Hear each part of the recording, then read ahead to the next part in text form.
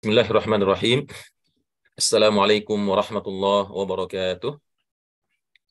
Alhamdulillah wassalatu wassalamu ala Rasulillah wa ala alihi wa sahbihi wa man walah. Allahumma salli ala nabiyyina Muhammadin wa ala alihi wa ashabihi wa man ittaba'a bihudahu ila yaumiddin. Amma ba'd.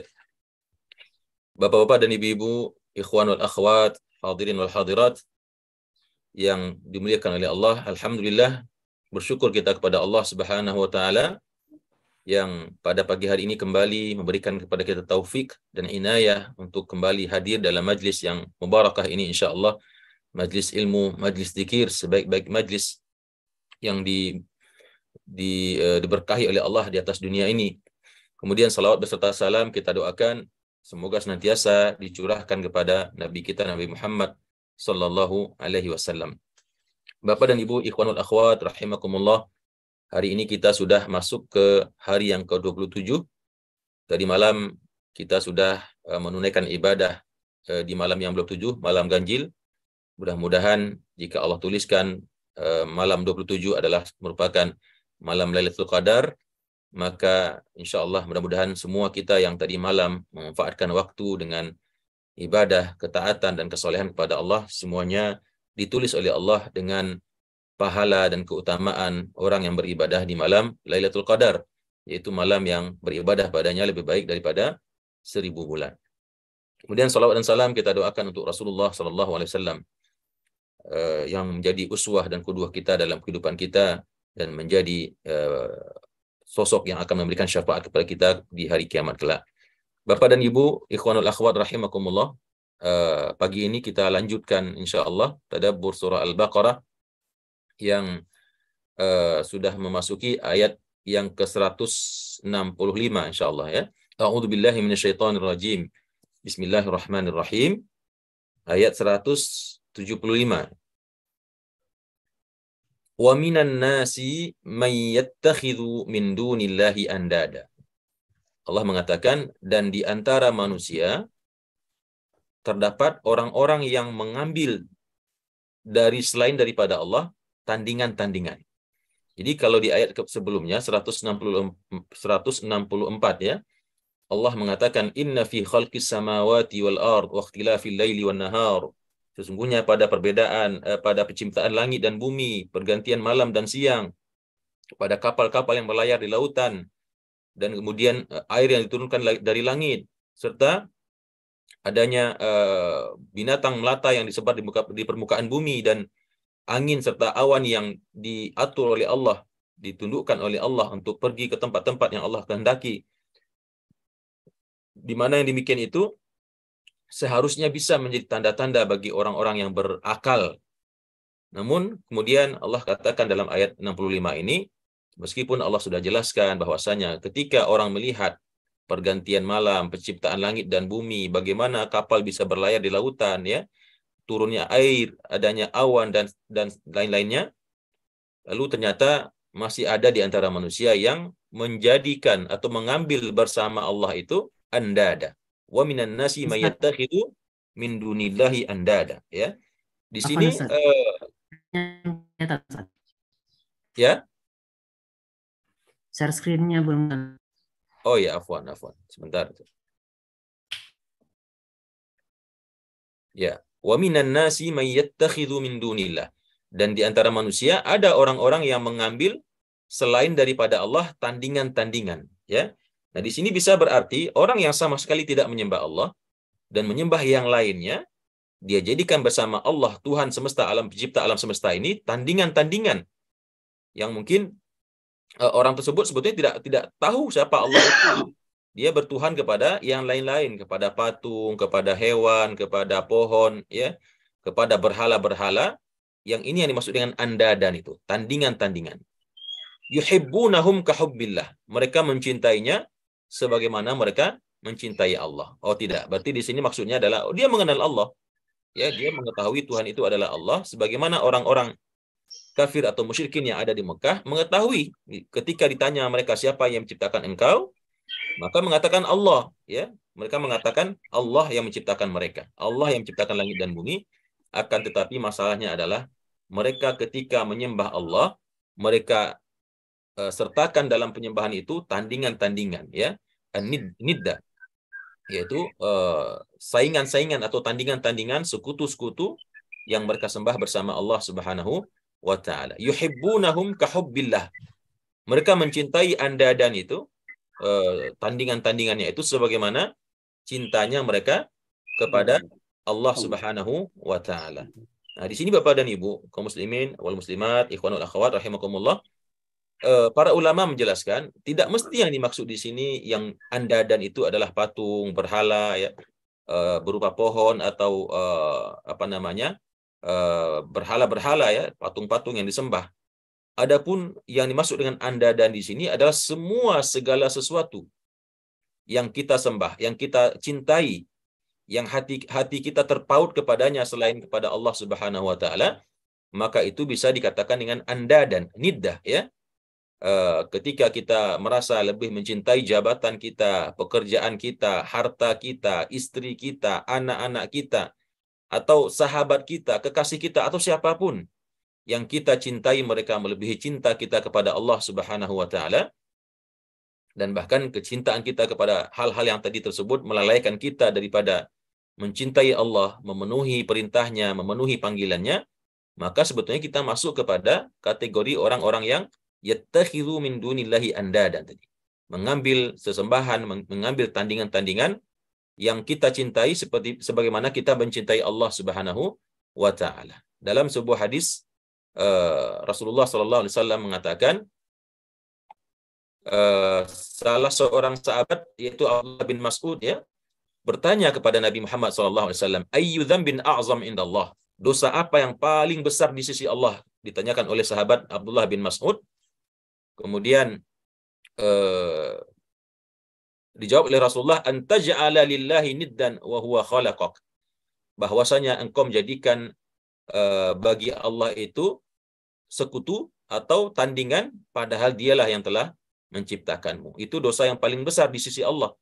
Ketika kita menciptakan tandingan, sekutu bagi Allah padahal dialah yang telah menciptakan kita. Yuhibbunahum kahubbillah. Mereka mencintai andadan itu, tandingan-tandingan Allah itu, sebagaimana mereka mencintai Allah Subhanahu wa taala. Walladzina amanu asyaddu hubban lillah. Padahal, ya, waw di sini bisa diartikan dengan waw hal, ya, padahal menerjemahkannya. Padahal orang-orang yang beriman, walladzina amanu asyaddu hubban lillah, seharusnya bersangatan, ya, sangat cintalah mereka seharusnya kepada Allah saja. Jadi tidak ada bersama kecintaan Allah itu kecintaan kepada andadan, kepada tandingan-tandingan yang lain. Karena orang yang beriman itu, kata Allah, asyaddu hubban lillah. Ya, bahkan dalam sebuah hadis dikatakan oleh Nabi Muhammad SAW, la yu'minu ahadukum hatta yakuna Allah wa rasuluhu ahabba ilaihi min masiwahuma. Tidak beriman salah seorang di antara kalian sehingga dia merasakan bahwasanya Allah dan Rasulnya itu lebih dia cintai daripada apapun dibanding keduanya. Itu adalah pengertian iman yang sebetul-betul iman yang khalis, iman yang shadiq, yang jujur kepada Allah, di mana kita merasakan dan menempatkan cinta kepada Allah itu adalah cinta yang tertinggi di dalam hati kita. Kemudian kata Allah, walau yaral ladzina zalamu, dan jikaulah seandainya orang-orang yang zalim itu melihat atau mengetahui, ya, atau bisa melihat dengan matanya. Kalau seandainya mereka bisa melihat, orang-orang yang zalim itu bisa melihat dengan matanya, idh yarawnal azab, bagaimana kelak ketika mereka melihat azab. Jadi kata Allah, kalaulah seandainya orang-orang yang mengambil andadan tadi itu, yattakhidhu andadan itu yang Allah sifatkan sebagai orang yang zalim, karena syirik atau mempersekutukan Allah itu adalah kezaliman atau kezaliman yang sangat besar. Sebagaimana yang dikatakan oleh orang soleh yang bernama Luqmanul Hakim di dalam Al-Quran, nasihat beliau kepada anaknya, ya bunayya la tusyrik billah, wahai anakku sayang, janganlah engkau mempersekutukan Allah, janganlah engkau menjadikan bersama Allah tandingan-tandingan yang engkau sembah. Kenapa demikian? Karena kata Al-Quran, inna syirka la zulmul azim, karena sesungguhnya syirik itu adalah kezaliman yang sangat besar. kezaliman yang sangat dahsyat. Makanya di sini Allah katakan, kalaulah seandainya orang-orang yang zalim itu di atas, yang mengambil anda dan bersama Allah, tandingan-tandingan, kalaulah mereka melihat nanti kelak bagaimana mereka ketika memandang azab yang akan ditimpakan kepada mereka, annal quwwata lillahi jami'a, yang pada waktu itu mereka akan merasakan bahwasanya kekuatan itu, kekuasaan itu hanyalah milik Allah Subhanahu wa taala saja semata dan semuanya. Tidak ada sama sekali kekuasaan anda dan yang mereka dulu sembah, yang dulu mereka cintai di dunia, sama sekali ya, apa yang mereka sembah berupa harta, berupa benda, berupa manusia, berupa jabatan, berupa kekuasaan, semuanya di sisi Allah kelak di hari kiamat, ketika orang-orang yang zalim itu telah ditampakkan kepada mereka azab yang akan mereka rasakan, di situ mereka baru sadar ternyata tidak ada yang memiliki kekuasaan selain daripada Allah Subhanahu wa taala, wa annallaha syadidul adzab, dan bahwasanya Allah itu sangat-sangat berat siksaannya yang akan mereka rasakan nanti pada hari kiamat itu. Di sini Allah mengingatkan orang-orang yang mengambil tandingan-tandingan ketika menyembah Allah Subhanahu wa taala, bahwasanya kalaulah mereka tahu orang-orang yang zalim itu bagaimana nanti ketika mereka mengetahui azab yang akan mereka ditimpakan oleh Allah kepada mereka, di situ mereka baru sadar bahwasanya tidak ada la haula wala quwata illa billah. Tidak ada yang punya kuasa, tidak ada yang punya daya kecuali Allah Subhanahu wa taala, dan bahwasanya Allah itu maha sangat berat, sangat pedih azabnya atau siksaannya. Kemudian berikutnya Allah mengatakan, tabarra alladzina tubi'u minal ladzina taba'u wa ra'aul 'adzaba wa taqatta'at bihimul asbab. Ya, yang pada hari itu ketika orang-orang yang zalim tadi, kata Allah, melihat bagaimana azab yang akan ditimpakan kepada mereka, dan mereka meyakini akhirnya tidak ada yang bisa memberikan daya dan upaya pertolongan, tidak ada yang memiliki kekuatan satu pun kecuali Allah Subhanahu wa taala, maka pada saat itu Allah tambahkan, yaitu di saat yang pada kejadian itu, di saat orang-orang yang diikuti berlepas diri daripada orang-orang yang mengikuti. Ya, pada hari itu orang-orang yang dahulu di dunia diikuti, ya, yang dijadikan idola, yang dijadikan dari kalangan manusia, ya, dan tentunya juga yang dimaksud di sini adalah dari kalangan syaitan atau iblis yang dulu sering diikuti oleh manusia ketika di atas dunia. Padahal Allah telah melarang, ya ayyuhalladzina amanu la tattabi'u khutuwati syaitan. Janganlah mengikuti langkah-langkah syaitan, tapi kita ikuti, ya, kita sebagai manusia mengikuti langkah-langkah syaitan. Begitu juga dengan syaitanul insi, syaitan-syaitan manusia yang ada di atas dunia ini, yang perbuatannya, gayanya, gaya hidupnya, ya, apalagi misalkan akhlaknya diikuti oleh orang-orang yang mengikutinya, baik itu dari kalangan orang muslimin itu sendiri atau dari sesama mereka orang kafir. Kemudian kata Allah, dan ingatlah ketika orang-orang yang diikuti berlepas diri daripada orang-orang yang mengikuti. Baik yang mengikuti itu sengaja mengikuti atau tidak sengaja. Yang jelas nanti siapa yang diikuti itu dia akan mengatakan, oh, bukan salahku. Saudara-saudara sekalian, bukan salahku. Kenapa kalian dulu mengikuti aku? Aku tidak pernah meminta kalian untuk mengikutiku. Tapi di dunia kalian mengikuti aku, maka sekarang saya berlepas diri daripada kalian. Jangan salahkan saya. Saya tidak mau menanggung dosa-dosa kalian semua. Demikian kira-kira gambaran nanti di hari kiamat, di akhirat, bagaimana orang-orang yang dulu di dunia diikuti oleh manusia, ya, apakah itu dia seorang artis kah, seorang pesohor kah, seorang idola kah, ya, yang menyesatkan dia daripada jalan Allah Subhanahu wa taala, yang mengalihkan pemahamannya, membuat dia tersesat, menjadikan dia benci kepada agama dan lebih suka kepada kehidupan yang hedonistik atau kehidupan yang sekuler, ya, atau dia mengikuti cara berpakaiannya, cara bergaulnya, ya, cara bicaranya dan lain sebagainya, maka semua orang itu yang kita ikuti di atas dunia nanti kelak di hari kiamat akan berlepas diri daripada orang-orang yang mengikutinya. Bahkan termasuk juga iblis dan syaitan. Syaitan yang jelas-jelas pekerjaannya di dunia, yang dalam Al-Quran dia pun bersumpah kepada Allah akan menggoda dan menjerumuskan anak manusia, anak Nabi Adam sampai hari kiamat. Di akhirat pun dia akan berlepas diri juga. Ya, bukan salah saya katanya. Kalian dulu yang ikut-ikutan kepadaku, aku tidak pernah mengajak kalian. Demikian kata iblis, ya. Nah, jadi ini penting menjadi pengingat bagi kita. Ketika kita terlanjur untuk fanatik, terlanjur untuk terjerumus mengidolakan suatu idola yang idola tersebut tidak menghantarkan kita kepada cinta kepada Allah. Bahkan sebaliknya, menjauhkan kita daripada agama, membuat kita a priori, membuat kita alergi dengan agama. Maka ingatlah Bapak dan Ibu ikhwan wal akhwat rahimakumullah. Ingatlah baik untuk diri kita sendiri, anak kita, keluarga kita, bahwasanya semua yang diidolakan dulu di dunia, nanti di akhirat akan berlepas diri daripada seluruh orang-orang yang mengidolakannya. Wara'ul azab, dan pada saat itu mereka akan melihat bagaimana azab yang siksaan yang akan ditimpakan kepada mereka. Wa taqatta'at bihimul asbab, dan terputuslah di antara sesama mereka itu al-asbab. Artinya apa? Al-asbab di sini yang dimaksud dengan wa taqatta'at bihimul asbab itu terputuslah silaturahim di antara mereka. Hal-hal yang dulu menghubungkan mereka, apakah yang satu menjadi idola, yang satu mengidolakan, yang satu menjadi pengikut, yang satu diikuti. Kelak di akhirat, satu sama lain akan saling memisahkan diri. Saya nggak ada urusan dengan engkau, dan sebaliknya engkau tidak ada urusan dengan saya. Wa taqatta'at bihimul asbab, akan putus segala sebab-sebab satu sama lain untuk saling menolong.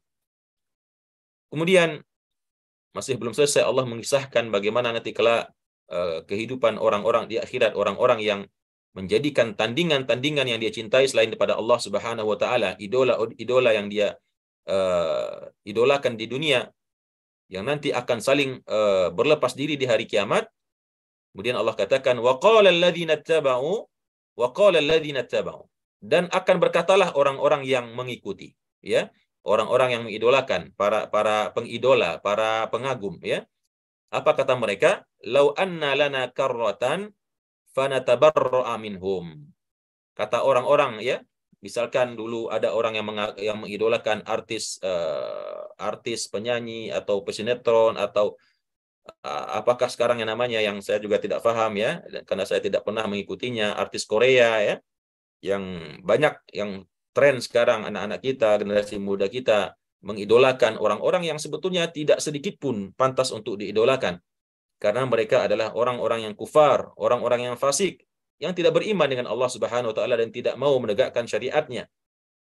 Maka kata orang-orang yang mengikuti, kalaulah lau anna lana karratan, kalaulah seandainya kita bisa kembali ke dunia, kalaulah sekejap saja Allah berikan kepada kita kesempatan untuk kembali ke dunia, fanatabarra'a minhum, hanya untuk supaya kami bisa mengatakan kami berlepas diri daripada kalian semua, yaitu kepada para idola tadi, ya.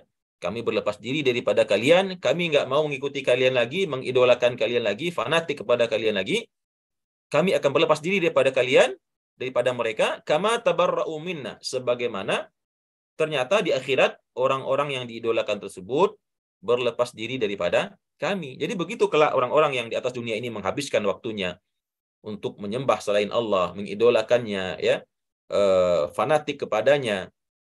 Nanti kelak di akhirat, begitu dia melihat para idolanya itu, sesembahannya itu, berlepas diri daripadanya, dia pun juga akan meminta kepada Allah, ya Allah, kalaulah seandainya kami bisa kembali ke dunia, barang sebentar saja, maka kami akan berlepas diri seketika juga itu juga dari mereka, sebagaimana hari ini kami lihat yang tidak kami sangka-sangka mereka berlepas diri daripada kami.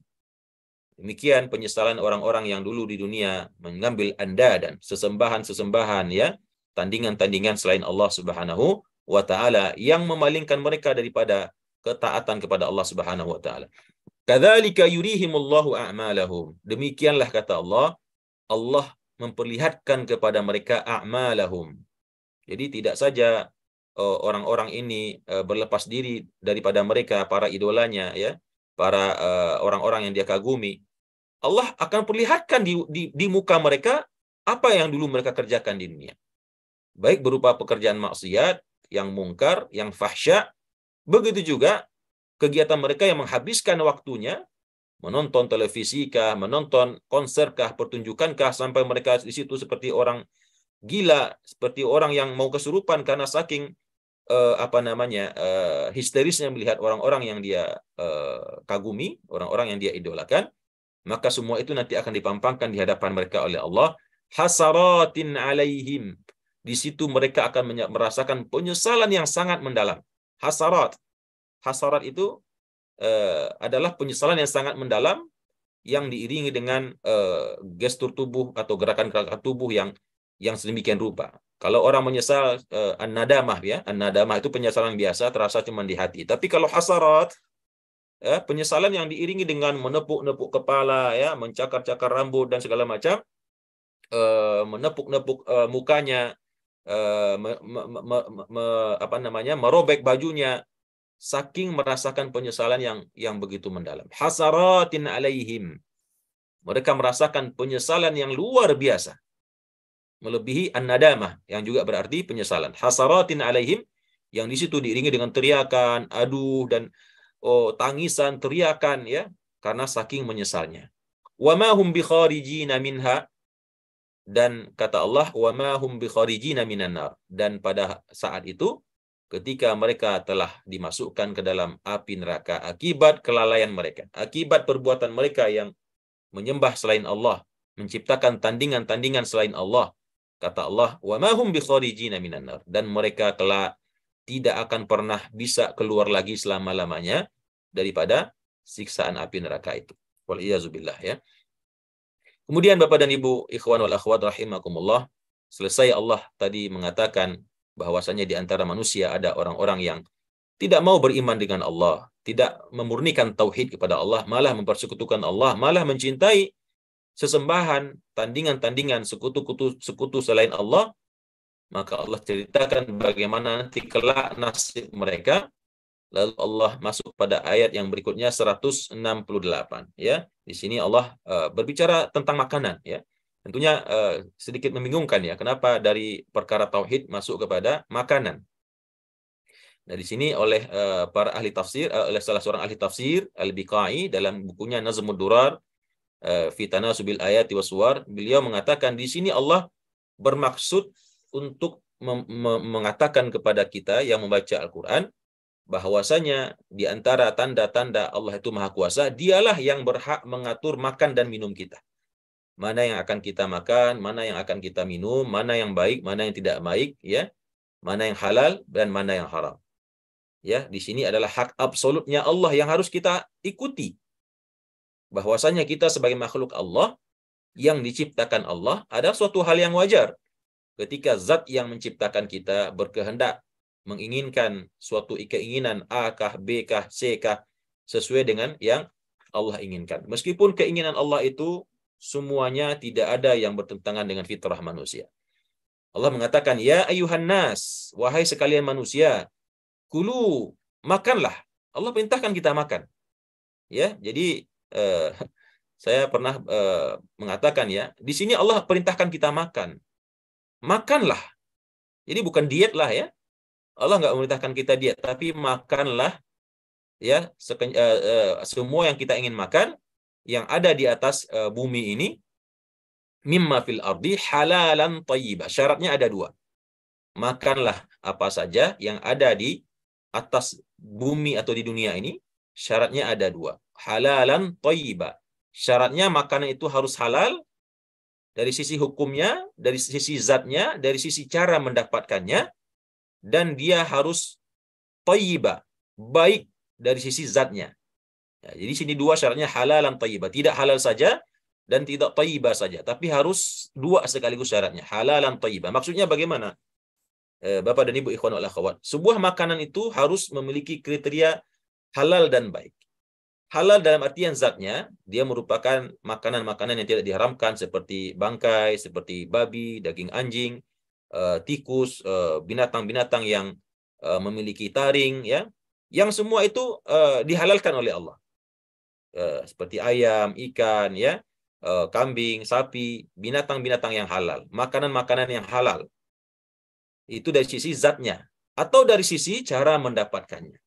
Didapatkan dengan cara yang halal, tidak dengan mencuri, ya, tidak dengan cara menyolong, tidak pula dengan cara memotong sebagian tubuh hewan. Karena ada pula dulu budaya orang Arab, kalau dia ingin istilahnya daging paha sapi begitu atau paha onta yang gemuk, dipotong dagingnya saja. Dalam keadaan hidup-hidup itu dipotong pahanya, kemudian ontanya tetap dibiarkan hidup, kemudian dia makan dagingnya. Meskipun ontanya adalah barang yang halal, ya, ontanya dia sendiri, tapi kalau yang dia ambil dengan cara seperti itu, mengambil punuknya saja atau mengambil pahanya saja, misalkan, atau mengambil lidahnya saja, itu menjadi haram hukumnya, ya. Mengambil bagian daripada daging binatang ternak itu juga tidak termasuk kategori halal. Jadi halal dari sisi zatnya dan halal dari sisi cara mendapatkannya dengan cara-cara yang baik, cara-cara yang sah, cara-cara yang diridhai oleh Allah Subhanahu wa taala. Itu yang pertama, halal. Yang kedua, thayyib. Meskipun barangnya halal secara zat, bukan yang diharamkan, meskipun cara mendapatkannya juga halal, namun belum tentu semua itu otomatis langsung boleh kita makan. Karena apa? Karena dia harus thayyib. Misalkan nasi. Nasi halal. Kita yang masak, kita yang beli berasnya. Dia adalah barang yang halal. Tapi ternyata nasi itu sudah basi.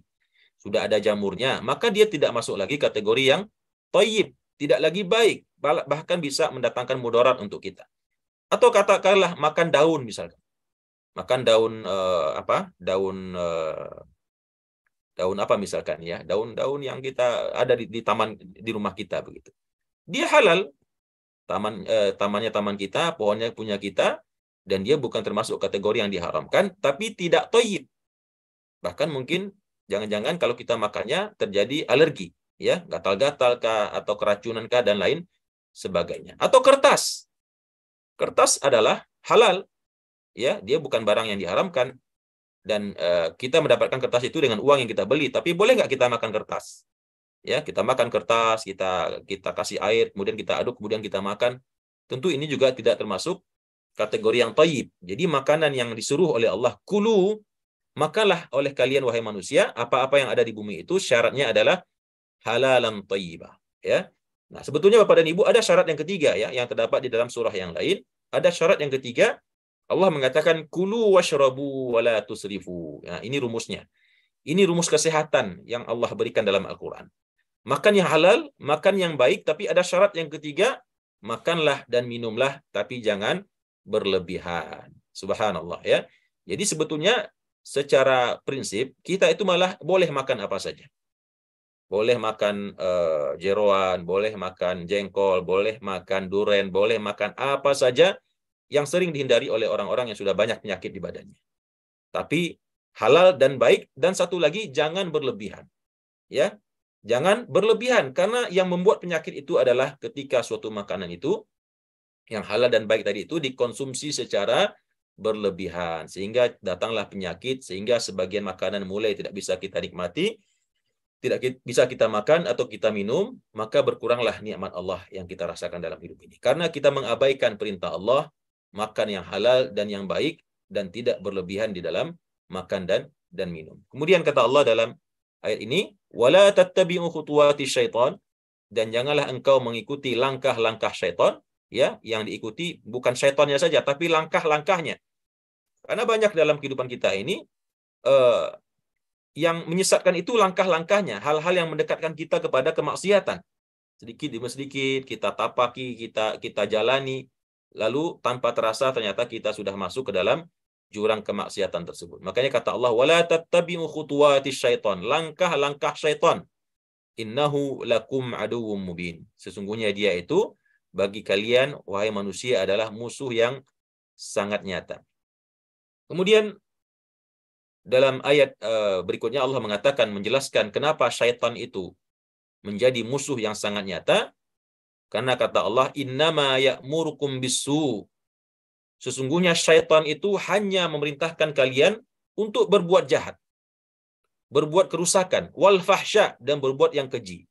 Wa antaqulu 'alallahi ma, dan untuk mengatakan, agar kalian mengatakan apa-apa yang kalian tidak mengetahuinya. Ngarang-ngarang begitu. Membuat statement-statement yang menurutnya benar padahal salah menurut pandangan agama, pandangan Al-Qur'anul Karim.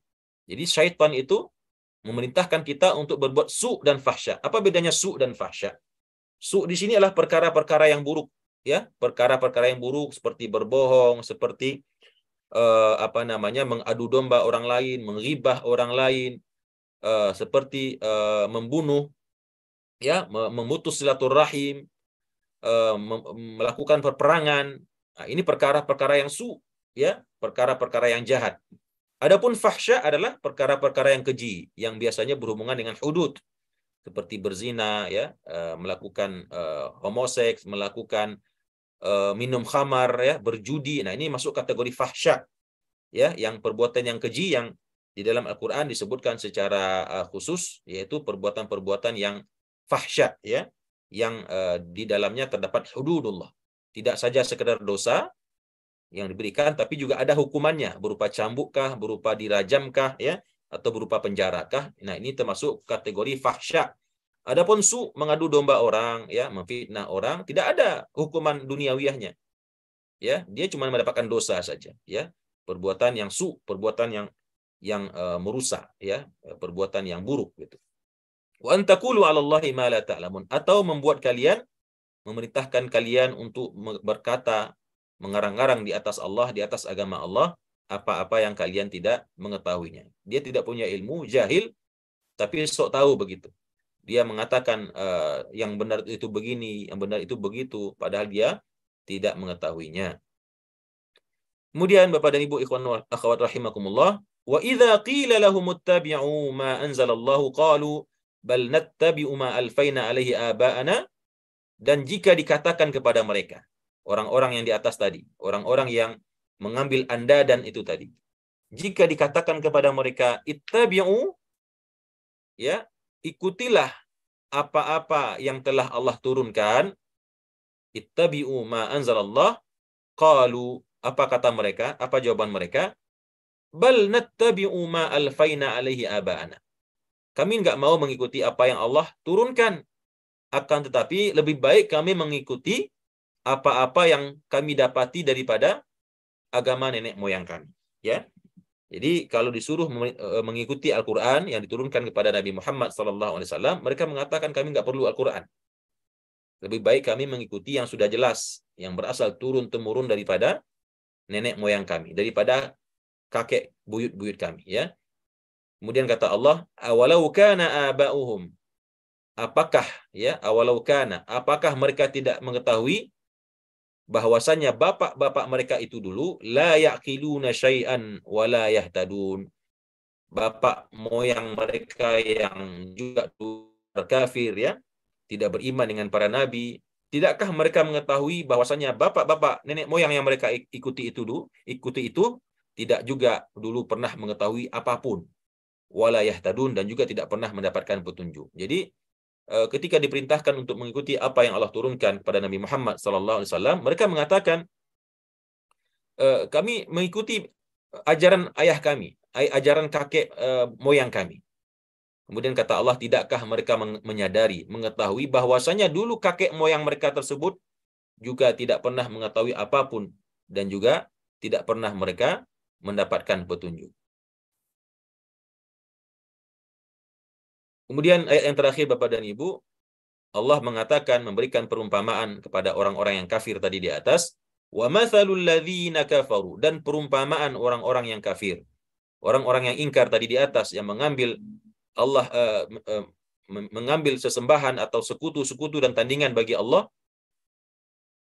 perumpamaan mereka seperti perumpamaan orang-orang yang yan'iqu bima la yasma'u illa du'aan wa nida'a. Seperti perumpamaan binatang ternak ini, ya. Seperti perumpamaan binatang ternak yang berteriak, membalas panggilan dengan sesuatu yang dia bima la yasma'u, yang dia dengar itu cuman panggilan-panggilan dan seruan-seruan yang dia tidak memahaminya. Jadi memahami ayat ini maksudnya begini Bapak dan Ibu. Perumpamaan orang-orang kafir, orang-orang yang ingkar kepada ayat-ayat Allah tersebut, perumpamaannya seperti binatang-binatang ternak yang ketika diteriaki oleh tuannya, ya dipanggil, disuruh makan, makan, minum, bergerak ke kiri dan ke kanan, dia tidak paham. Ya, dia cuma bisa mendengar dengan telinganya, masuk ke dalam telinganya dan dia tahu bunyinya seperti apa, tapi dia sama sekali tidak paham apa yang dimaksud dengan perkataan tersebut, ya. Nah, perumpamaan orang-orang yang kafir demikian kata Allah. Kamatsalil ladzi yan'iqu bima la yasma'u illa du'aan wa rinda. Kecuali seperti sapi yang melenguh begitu ya. Seperti sapi yang melenguh atau kuda yang meringkik ketika diucapkan suatu suara, suatu perkataan, huskah atau makanlah atau perintah untuk pergilah kepada binatang tersebut, tapi yang dia dengar cuma yaitu panggilan-panggilan atau seruan-seruan saja, ya, suara-suara yang kosong tanpa makna saja yang bisa masuk ke dalam pikirannya binatang-binatang tersebut. Summun bukmun umyun fahum la yaqilun. Kemudian Allah tegaskan lagi, mereka itu adalah tuli, ya. Tadi disebut seperti binatang yang hanya bisa mendengar suara tapi tidak paham artinya, bahkan ditambah lagi oleh Allah summun, mereka itu tuli, bukmun bisu, umyun buta, fahum la yaqilun. Subhanallah, ya. Semua panca indera bahkan akal pun ditutup oleh Allah. Telinga tidak mendengar, ya, mulut tidak bisa berbicara, mata tidak bisa melihat, bahkan hati pun tidak bisa memahami. Ya, begitulah perumpamaan orang-orang yang kafir yang khatamallahu ala qulubihim wa ala sam'ihim wa ala absarihim ghishawah, yang telah ditutup oleh Allah hatinya, pendengarannya, dan terdapat di dalam matanya itu semacam kotoran, ya, yang menutupi pandangannya. Inilah Bapak dan Ibu, ikhwanul akhwat rahimakumullah, panduan daripada tadabbur Al-Qur'an kita pada pagi hari ini, yaitu ayat 165 sampai 161, ya. Alhamdulillahirabbil alamin. Demikian Bapak dan Ibu yang dimuliakan Allah, tadabbur kita pada pagi hari ini terhadap ayat-ayat yang tadi telah kita bacakan. Mudah-mudahan menambah keimanan kita kepada Allah Subhanahu wa taala, menambah keyakinan kita akan kebesaran Allah Subhanahu wa taala, dan tentunya membuat kita menjadi hati-hati terhadap apa-apa yang tadi Allah sampaikan dalam ayat-ayatnya berupa ancaman-ancaman kepada orang yang ingkar, orang yang kufur, orang-orang yang tidak mau mengindahkan atau mematuhi apa-apa yang Allah perintahkan. Demikian, terima kasih atas perhatiannya dan mohon maaf kekurangan penyampaian dan salah dan khilaf dalam perkataan. Aqulu qouli hadza wa astaghfirullah li wa lakum. Wassalamualaikum warahmatullahi wabarakatuh.